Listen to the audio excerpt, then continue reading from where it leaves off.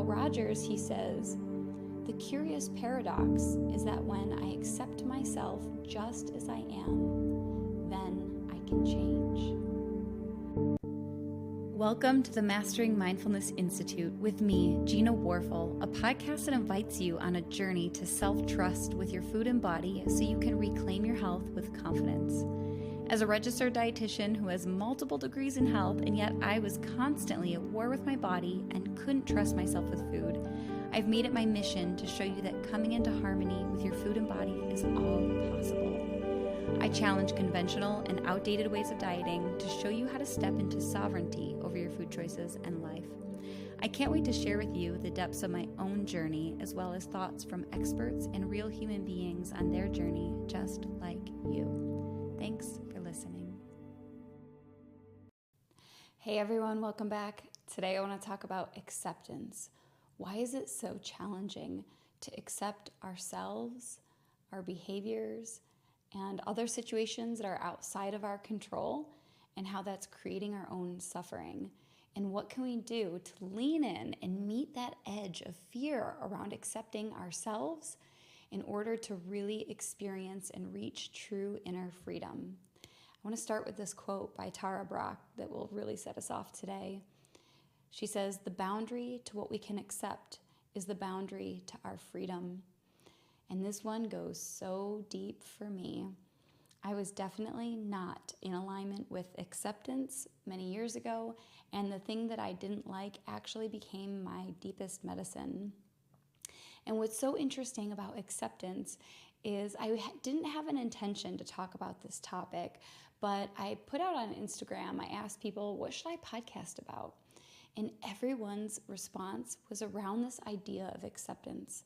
Some people said, will you speak to the fact that it's hard for me to accept my body, my physical body, and aging and the things that come with that, my body changing shapes and what it looks like. I can't accept it. And some people said, can you speak to accepting the things, the behaviors that I've struggled with, that I'm having a hard time accepting about myself?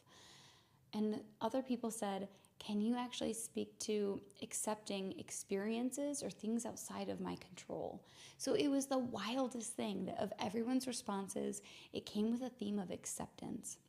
And when I started reflecting on it, thinking about this podcast, I realized acceptance has been my greatest source of discomfort, my greatest edge of fear, and also growth.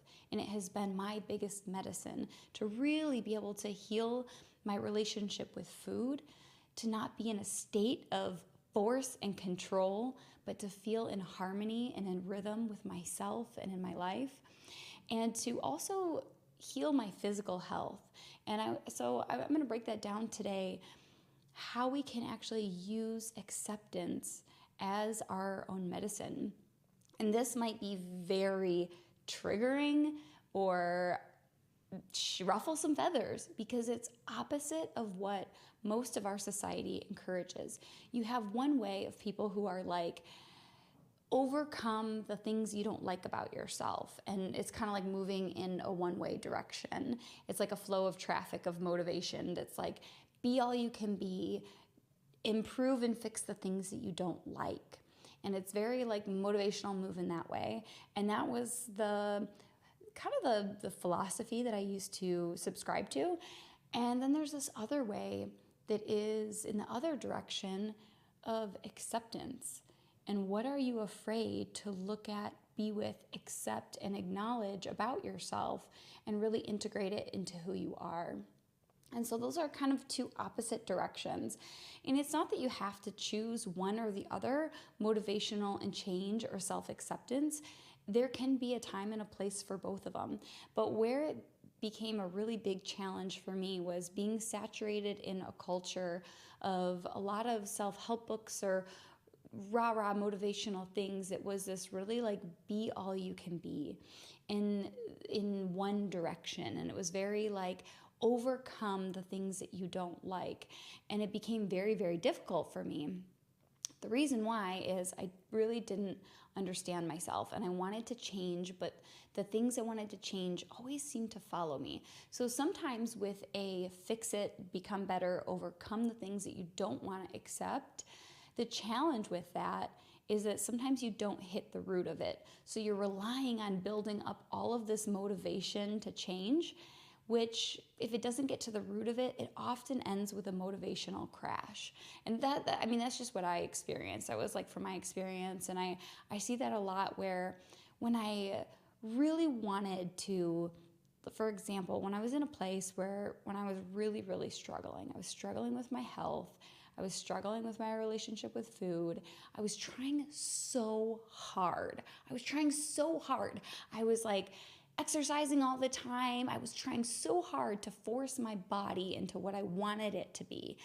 And so I was like really putting in a lot of effort. And so I would wake up and I'd watch motivational videos and I'd be like, okay, overcome the bad things that you don't want. Don't give in to food. Don't give in to sugar. Don't let bad thoughts run your mind. Don't let your anxiety come in. And I'd have to take this big mount of motivation. But that big mount of energy only lasted so long before something would like take over my brain and I would like self-sabotage, and then I would go into anxiety and I didn't know why, and it would create this really big messy storm. And it felt like I was putting in a ton of effort and getting nowhere. And so the push and the force was not working until one day I really decided like, okay, this isn't working. I'm like forcing, and it felt like this big energy and this contraction, and I'm just like, come on, body. I wanted my body to change. I wanted to be healthier. I wanted my anxiety to go away. I just wanted to be happy. I had just been like newly a nutrition coach. I was just newly a registered dietitian. And so I created this idea that I should be the happy health coach. I should be happy. I should be everyone's cheerleader. I need to stay motivated and inspired. And there are parts of me that I did not want to accept. That I was like, no, I don't want to accept fear, anxiety. You can overcome it if you just believe that you can overcome it. But those parts and those dark little shadows would always follow me, and anxiety would take over. So when I would have those parts that I really didn't like show up, I needed something to deal with it. So when I wouldn't accept anxiety, my body just reacted and craved food in order to make that part of me go away, or for me to escape my awareness of that part, or to make me feel internally better. And food could do that temporarily. It never actually fixed it, but that is how we can develop addictions and things that we don't have control over, whether it's food or social media or pornography or alcohol or whatever it is. It's I need something outside of me in order to feel better. And so I was trapped in this cycle of I'm trying to get rid of the things I won't accept about myself, but I'm not getting to the root of why they're here. So then I need something outside of me to try to make me feel better from the things I will not accept. So I'm becoming dependent and reliant on something to change my internal state.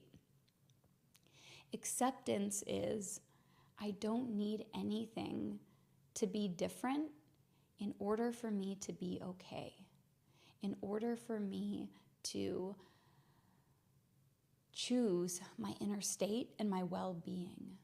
Acceptance is it's all okay. Here's one thing I do want to say of what acceptance is not. Acceptance is not tolerating or being okay with toxic people in your life, people who are emotionally abusive, physically abusive. Acceptance is not accepting and allowing everything. Sometimes we need boundaries. Boundaries are healthy. Boundaries are good. We need to protect ourselves. So I just want to say that is not what I mean when I say acceptance.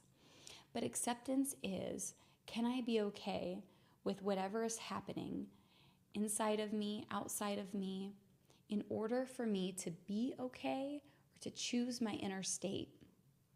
And I think of that as one of my first mentors, he described this as being like bamboo. And this is like the idea of equanimity, which is bamboo is like, it can move. It's very strong and it's kind of flexible. It can move in very strong wind without breaking. And that's equanimity. And I think I would believe that acceptance can bring equanimity. Can I allow things to move and change? And can I allow people to be who they are? Can I accept myself as I am without breaking it and letting it crush me and crumble me? So this lesson of acceptance hit me really hard when I finally hit a point of surrender, where I was like, okay, my body does not want to change.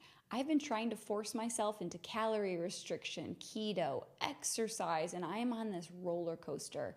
Nothing is changing for me. I'm just in a full surrender. And one day I had this idea and this thought. I said to myself, wait a second. What if I decided to accept my body and my health and my emotional state just as it is? What would be so wrong with that? Would there be something wrong with the fact that my body has gone through changes and shapes and things like that? And my body wasn't the same as it was when I was 21 years old. And I looked at my body differently one day, and I saw it in its curves and its shapes that it had that I didn't have when I was 21. And I was trying so hard to get rid of those curves in order to get back to where I once was. And I thought for a minute, what would be so wrong if I actually kind of enjoyed these curves? What if I looked at it as, wow, I'm like becoming a woman?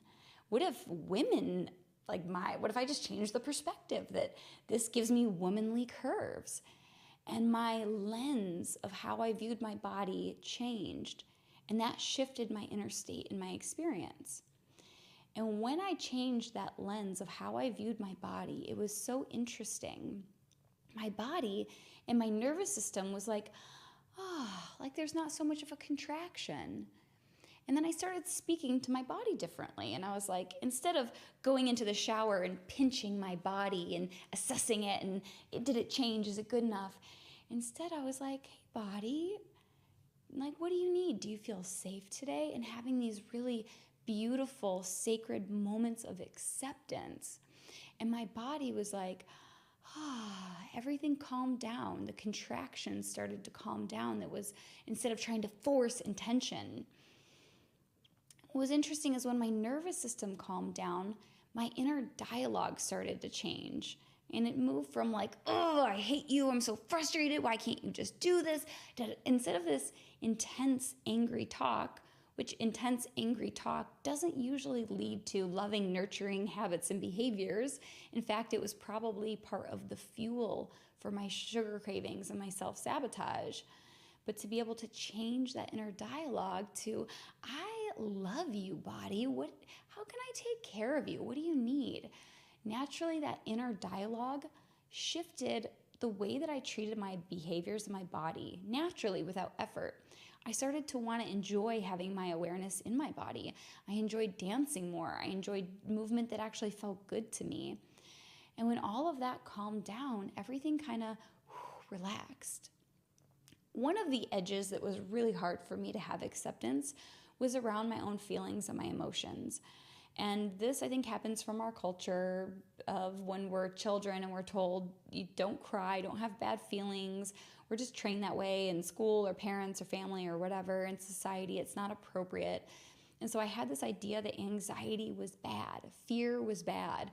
And so that anxiety, it was here to tell me something.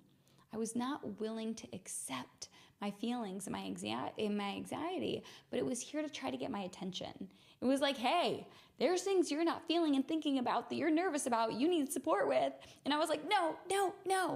And so the anxiety triggered these coping behaviors that left me feeling out of control and not free. I was trapped by food and my own behaviors because I was not free, because I wasn't willing to feel my anxiety or anything inside of me. I wasn't willing to accept parts of me. And when I started to say anxiety is okay, all parts of me are okay, I accept all of these parts. What's interesting is the cravings around anxiety naturally went away. When I shifted my lens and perspective on anxiety is bad, it triggered a response of I need something to deal with the anxiety. When I became okay and I shifted my lens towards the anxiety, the need for anything to make it go away went away. And then I became free. I found freedom in acceptance of all parts of myself. So acceptance became my medicine to finding freedom. And throughout the last, definitely this last year and even a few years, I have been definitely meeting the edges of discomfort with acceptance because it's hard, it's uncomfortable. It feels uncomfortable to look at the things that we don't like about ourselves, our feelings, our physical bodies, or even outside of us, experiences that we can't control, other people, having breakups, divorces, issues with other people. Maybe you had parents who didn't tell you that they love you and you just were dying for them to give you love and you're not receiving that, or an apology that was never given. Trying to control and contract around any experience that is making you uncomfortable is taking away our own personal freedom. Acceptance is opening and softening and being willing to experience all of it. And again, I love that quote by Tara Brach who says, "The boundary to what we can accept is the boundary to our freedom." And that is really difficult. That is really, it's really, really challenging for sure. So it was so interesting because my intention around accepting myself became a surrender of acceptance. It was okay. What if I lived and I didn't need to change anything? What if I could be okay with myself exactly as I am? But what's interesting is when I tried so hard to force change, I didn't understand myself and the force didn't work. The force wouldn't change me. But when I came into this place of what are the places I'm unwilling to accept, those places came into harmony with myself. Anxiety wasn't bad anymore. My fear wasn't bad anymore. Fear could be a teacher of what's important. What do I need to think about? What matters to me? My nervous system could calm down. And then I became more, instead of my body being the enemy, my body became my partner. Through acceptance, my body became my partner that I wanted to listen to and honor exactly as it was. And that allowed things to change. So interesting, there's a quote from Carl Rogers. He says, "The curious paradox is that when I accept myself just as I am, then I can change." And it's true because what we don't accept, what we're unwilling to see and accept, no, I don't want it. I want to outrun it. I want to outmotivate it. I don't want it. I want to control. I can't accept it. That gets pushed into our subconscious mind. The subconscious mind protects us from what we don't want to be aware of, what we don't want to see. It's a protective place. And our subconscious is what drives our behavior. Through acceptance, it can move into our awareness. Acceptance creates the safety to say, I'm willing to be with anxiety. I'm willing to be with the parts that I've struggled with. And when it comes into our awareness through acceptance, now we can say, okay, what can I learn from this part of me? What do I need to know? And so acceptance can be the most powerful medicine and teacher. So I want to talk about how do we do this? How do we shift our lens around acceptance of our physical bodies and aging? That's a really difficult one, but what do we do with that? Acceptance of our own behaviors that we have struggled with, and acceptance of things outside of us. And how do we actually practice it? What do we do with that? So all of that can be so transformative and create freedom because we're creating understanding and we're bringing all of ourselves into harmony. And that's really that medicine for myself is now everything that I teach. It's so funny because when I first became a dietitian, I was like trying to motivate people and I was like, you can do it, you can change, overcome your bad thoughts, do the, and it's like force, push, you can do it. And people also really struggle to change. And now what I teach, which has become the Mastering Mindfulness Institute, is not forcing and change, but to come inward and what have you been unable to accept and listen to and learn how to work with. So in Mastering Mindfulness, we're learning how to bring all parts of ourselves into harmony.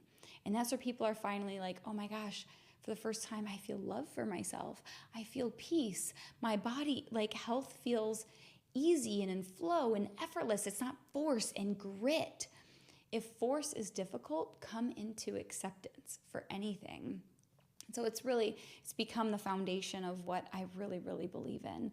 So let's start with the body, the physical body.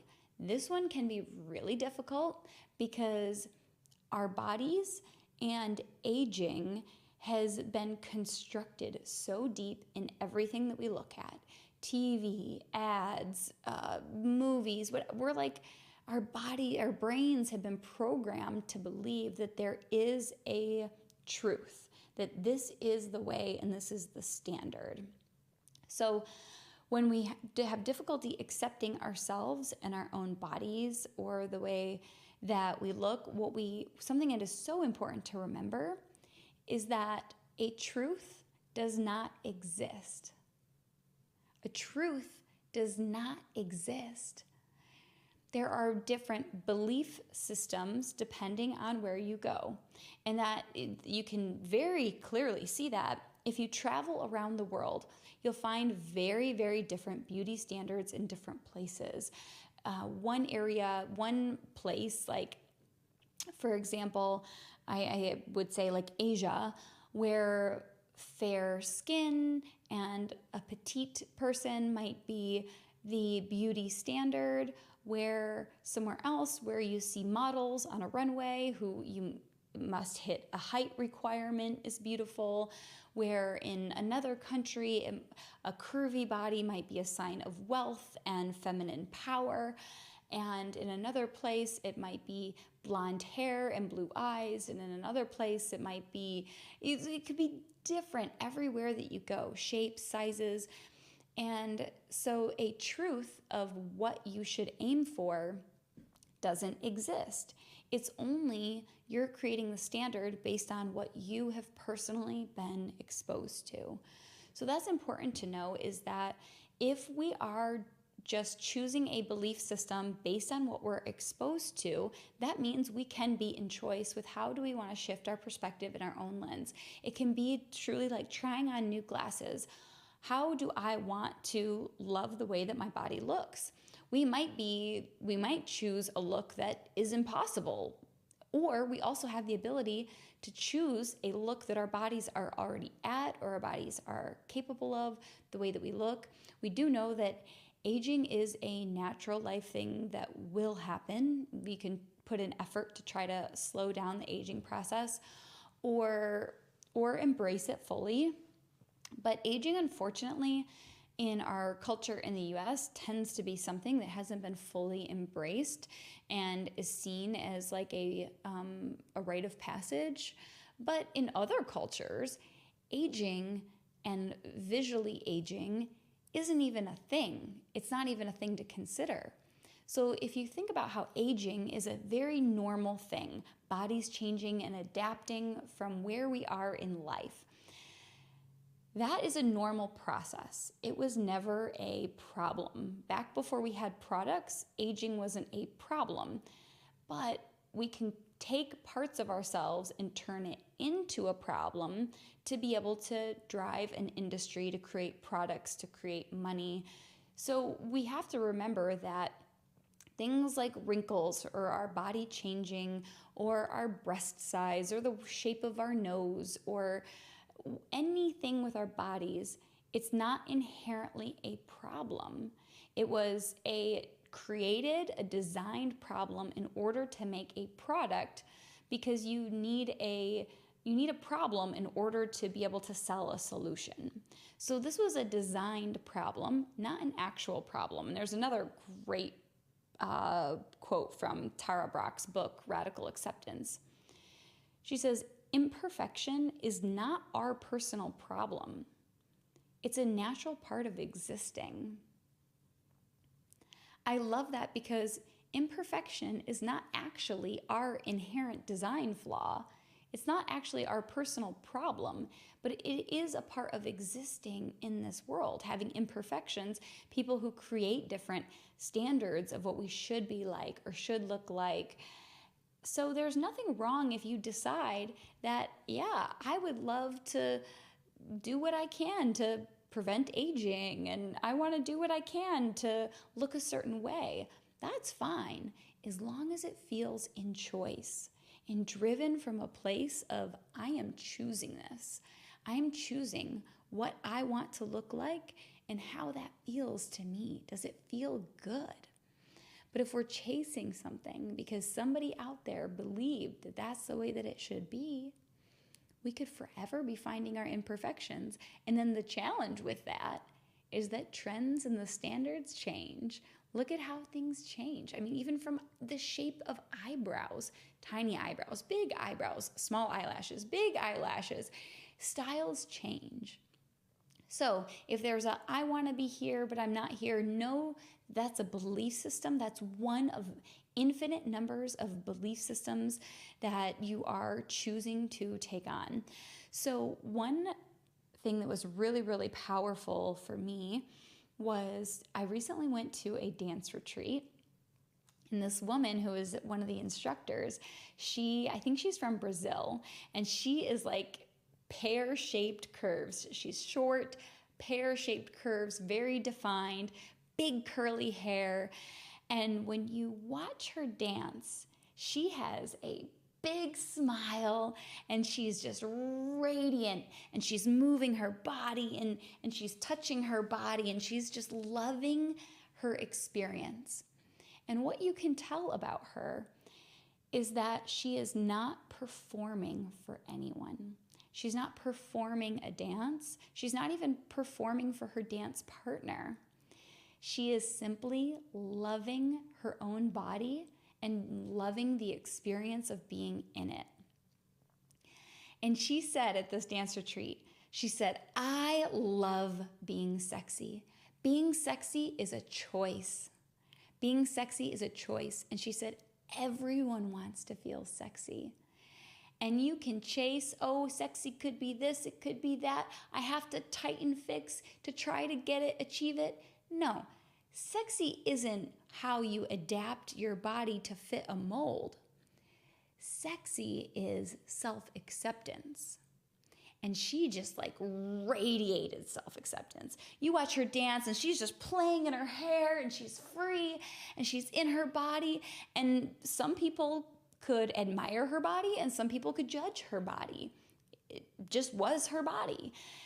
But the beautiful thing is, she said, of course I'm sexy. I choose every single day to feel and be sexy, and I don't do it for anyone else. I do it for myself. It feels good in my body to be in my body, and I love it. And she's like, choose to feel sexy in your own body. It's a choice and it's a feeling. And I realized the most beautiful thing we could ever wear or look like or be is our own self-acceptance. And self-acceptance is a choice. Our body is a choice. Every day we can wake up and say, I want to just I want to love this thing and I want to move in it and I want to play in it. And so you can choose to love it. It might bump up a lot of edges if your programming goes really deep. And one, we do have the challenge of society has nailed in wherever you live that this is how you should look. If you live in LA, you might often see billboards of people who have maybe plastic surgeries or things like that. If you live maybe in a area of a lot of nature, you might see people who are looking more in their natural, maybe not a lot of makeup, and that might be their way of they promote beauty. You might go to different places. So wherever you have been maybe brought up or raised, that might be what has been programmed as this is right. Also, there's influence of parents, coaches, People who really put into your mind from a very young age, this is right, this is not right. I mean, even look at like the Disney princesses. I mean, look at Ariel. Ariel's got like the perfect mermaid body, right? Like, so we think, oh, that's what I'm supposed to look like. This cute little hourglass shape with nice boobs. Like from a very young age, we're told like this is the way. And every single Disney princess looked like that. So we have to realize that it might meet some edges. It's okay if it makes you uncomfortable. You can meet that edge of your fear around accepting yourself and choosing to say, I actually want to choose this new programming. And you can go into the places of where have you been told that that is not right, and choose, I will not receive that. I'm going to give that back to somebody else, to wherever it came from. That was not my belief system. I don't deserve that. I want to create my own belief system. So remember that when it comes to loving your body, your physical body, it is a choice. Loving it is a choice. How you want it to look is a choice. You can come from a place of acceptance of I love you as you are. You could also say, I love you as you are, and it might feel good to feel healthier. I'd actually love to take care of you a little bit more. I'd like to be stronger because that would be good for you. That's okay too. Acceptance doesn't mean that you can't now take care of yourself or desire to change. You can say, I accept and love you as I am, and I wonder how I could start maybe making some changes if that is something that you want, to take care of yourself. For me, it's been a goal to continue to get stronger because I know that that's good for me. It's good for my bone density. It's good for how I feel. And so it's also okay to desire to make some changes as well at the same time. When it comes to body and physical acceptance, there's two ways that you can think of it. One is that philosophy.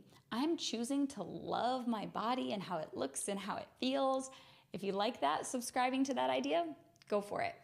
If that still feels like I don't like that, there's another philosophy that I also really love.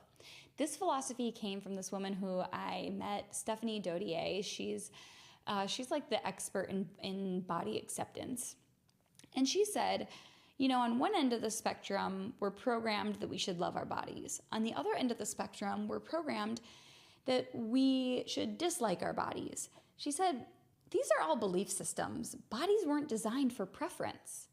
So I step outside of that and say, my body isn't about liking or loving. My body is here as a tool, as a medium for me to experience life. When I remove that I need to like it or even love it, I can start to think of it as my body wasn't designed for liking or loving. It wasn't designed to show off, to make somebody else happy. My body was designed as a tool, as a medium to experience life. And I love that she said that. I actually played with that perspective, and I still do quite a bit. So then we can start asking ourselves, if my body was here as a medium to be able to experience life, to touch things, to travel, to walk, to experience life, how do I want to take care of my body according to how I want to experience life? And that's a cool concept, actually. Like, we can get out of the whole belief system paradigm of like, my body should be loved or my body should be better and changed. Hop outside of that and just say, that ain't what my body's for. My body's here to go experience life.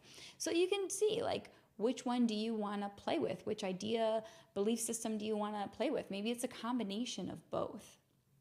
When it comes to accepting ourselves and our physical bodies, it is a choice. It's your own belief system, and I do believe that the most beautiful, sexiest thing we could possibly become is accepting ourselves, self-acceptance. When you radiate self-acceptance, it's the most beautiful thing you've ever seen. When you have to force yourself into trying to be a certain way beautiful for somebody else, and it doesn't fit on you, and it's contracting, it doesn't shine as much. The shiniest thing we could wear ourselves. And I know it's not easy. It's challenging because our society tells us what we should do and be like and dress like. It can be really challenging. And I have definitely met those challenges and those phases of accepting my body and And I'm sure I will be continued to be met with those challenges through all the different decades of life. But my hope and my North Star is to keep remembering that self-acceptance is what radiates. And I hope that that will show through when I'm 50, 60, 70, 80 years old. So for me, that's become my North Star. But I know it can be so challenging. So how about accepting the other parts of ourselves, our own behaviors, the things that we don't like? When I had these behaviors, for me, it was a lot around health, and that I knew so much of what I was supposed to do, but I would watch myself self-sabotage it. When I wasn't able to accept those parts of myself, it held its power over me. It was like, no, I want to run away from it. And it always caught up to me.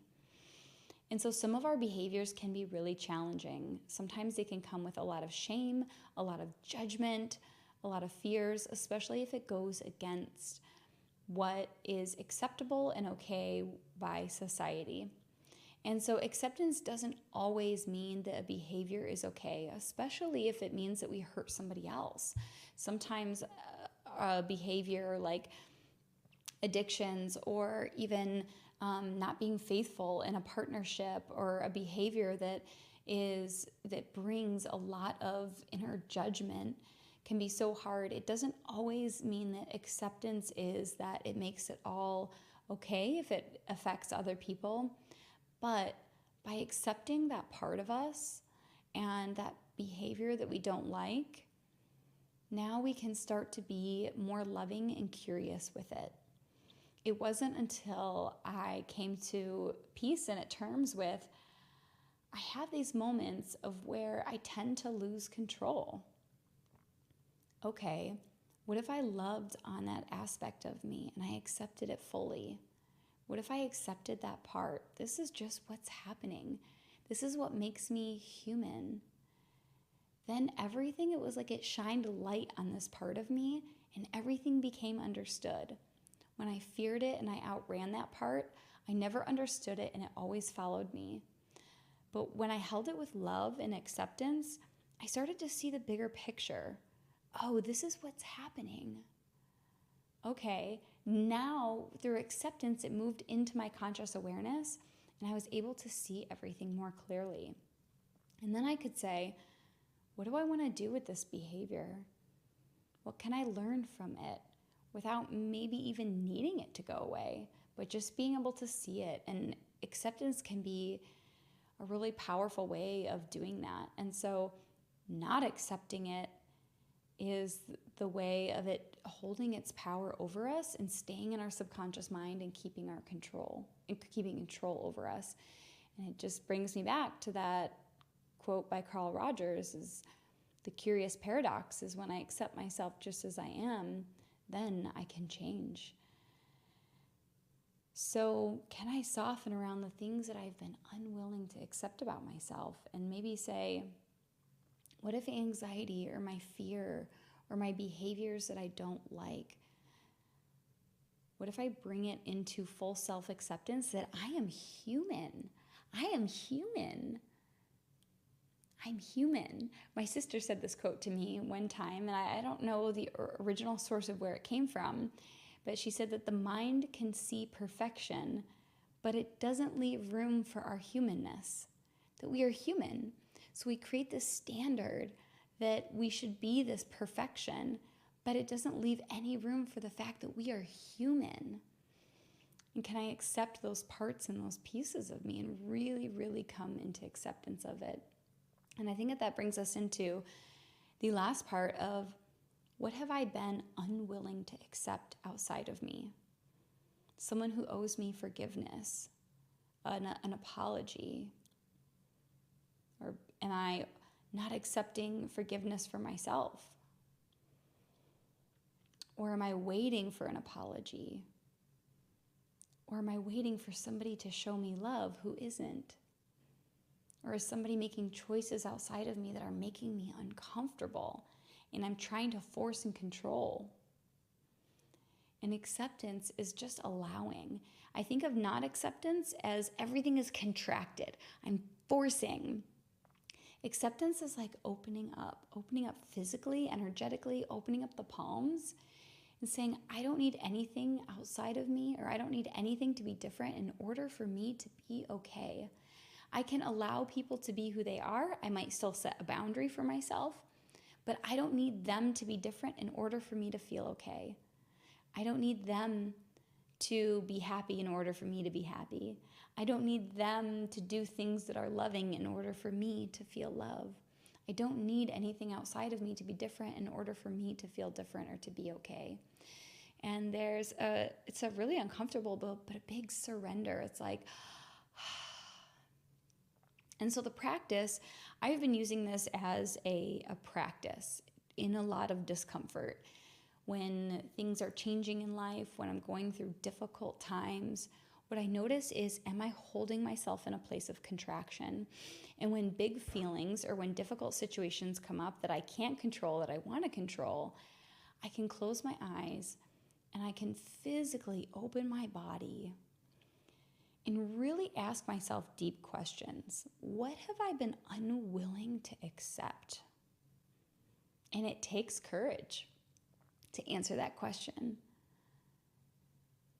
And where is that showing me where I'm not yet free?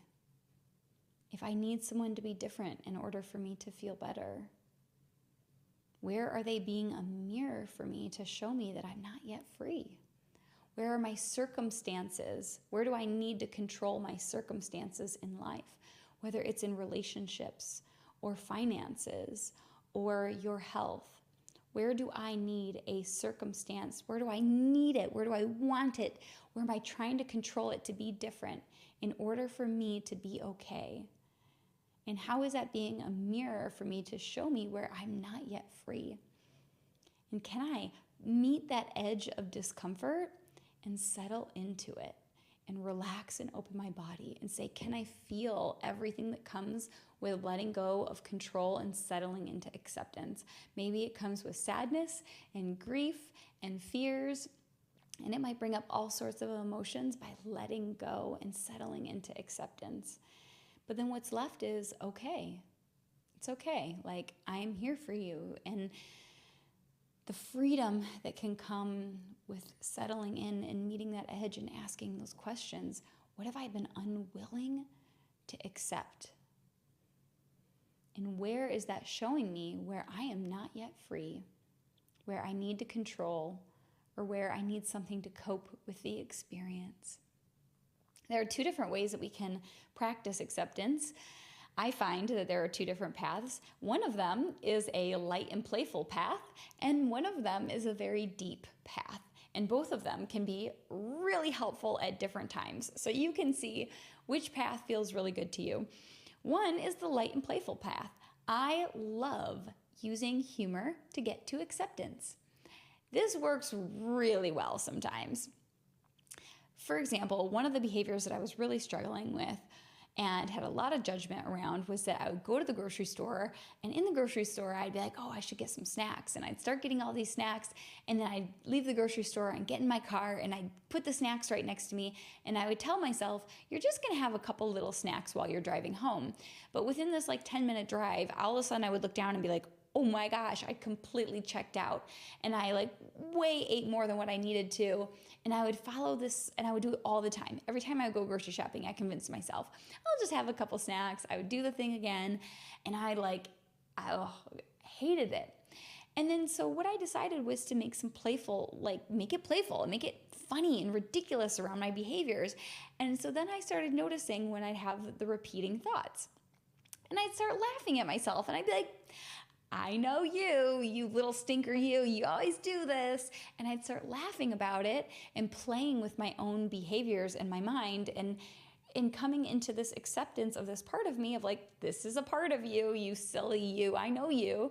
And all of a sudden it just kind of, it phased away. The funniness was so silly. And another one was, I used to come home from work and I would be starving, and I would like low blood sugar, something would take over my brain, and I would eat all these snacks, and then that would become my dinner. And I'd feel so disappointed, and I'd try again. And I hated that behavior. But then I was like, I'm going to call this the zombie attack. You know, when you get like low blood sugar and something takes over your brain, you're just like, I need food now. You could like eat anything. You could eat your own arm. And then I would start talking about it with other people and we'd be laughing and other people would be like, yeah, I resonate with that too, the zombie attack. We'd all laugh about the zombie attack. And then it was like you could look at it differently. You could start preparing for it differently because it wasn't this heavy thing full of so much like shame and guilt. It was like, oh yeah, I get the zombie attack all the time. It's so funny. And I remember being in really working through something difficult with a coach, my friend Will Etheridge. He's an amazing coach. And I don't even remember what he was helping me with, but he was helping me with something. And I'm like, oh, this is what's happening. And it's so bad. It's so hard. And all of a sudden he goes, oh, poor me. Da, da, da, da. And he starts mocking me, making fun of me. And I look at him and I'm like, what did you just say? And he starts laughing at me. And then I saw the ridiculousness of how I was being so ridiculous and so trapped in my own drama and my own dramatic show about how horrible I am and how horrible the situation is and how I just couldn't get out of it and I had to. And I looked at the ridiculousness of myself and it was so funny that I couldn't even take myself seriously anymore. It was just like, this is hilarious. And it brought so much acceptance to this thing that I was struggling with by actually looking at like, look at how funny this is when I step out of the drama and the difficulty looking at this thing and this behavior. So I think shame breeds in the darkness and our lack of acceptance just breeds in the darkness. But when we're willing to shed light and be playful with it and bring acceptance, it dissolves. It becomes integrated. And it no longer holds a power over us with any of our behaviors. So there's the playful light path that I think really can serve a time and place. And then the other side is a deep place. And that can come into like taking the places and really asking ourselves, what have I been unwilling to accept? And starting there.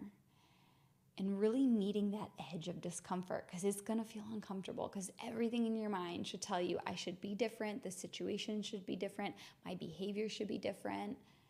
But can you meet that edge of discomfort with acceptance and settle into it and physically open up the body and just say, can I be with what I've been unwilling to accept? Maybe my fears, my lack of control, my wanting, my desire of something to be different, and settle in and really be okay and choose my inner state deliberately. No matter what is happening outside or around me, choose that I will be okay with whatever is happening and finding the freedom in that. And so how that might look as a practice is I would close my eyes and notice where I want to close and contract and just breathe and physically open my body, open my palms, look for a place of, okay, where is my body holding tension and contraction? I think the physical body can really express where are we holding and contracting and where can we breathe and open and allow this softening and opening. What have I been unwilling to accept? And allowing my heart to feel everything that comes with acceptance and be okay with that. There might be sadness, there might be grief, there might be some fears that come up, or frustrations or anger, and it's all okay. What can I feel when I'm able to open and accept? And by that feeling, that allows things to move and for the healing to really begin. It's the control that creates a barrier around the healing to be able to happen, that desire to force. And so acceptance is, can I be okay without anything else needing to be different in order for me to be okay? Can I accept everything to be just as it is in order for me to be okay? And can I really keep my heart soft and keep myself open without contracting? And we can choose this. This all comes down to a choice. Can I every day wake up and deliberately choose that I will accept things outside of me, outside of my control, and I will be okay. I do not need to control other people. I don't need to control my feelings of them being good feelings or bad feelings. I can choose to be okay in all of my feelings and whatever's happening around me. And it's like staying centered on the inside, even though there might be chaos around you. I have the ability to choose my inner state deliberately, consciously, with choice. Acceptance is a choice and it's a path. It might take time. It might take lots of patience and love, especially if there are things that have been very, very difficult to accept. I know there are places that are so deep and so difficult. And the medicine is acceptance. The medicine is coming into what have I been unable to accept? And that's where we have our truest freedom. That's where we will be free from addictions, from feeling like we should be somewhere different, from needing anything to be different in order to feel different. So what have I been unwilling to accept? Can I soften and open around that into acceptance? Where is my lack of acceptance showing me where I'm not free yet? Really big questions. I would love your thoughts and your feedback on what you thought of this episode. Did it give you an insight today? Did it create some triggers or push some edges for you? I would love to hear your thoughts, your feedback. Feel free to give it some love if you enjoyed it. And also in the Mastering Mindfulness Institute, this is how we bring love to ourselves and our experience, and not through forcing and fixing and changing, but bringing harmony to all parts of ourselves. So if that's something that you feel ready for, definitely check us out. And I'd love to see and hear what you thought of this talk today. See you guys next time.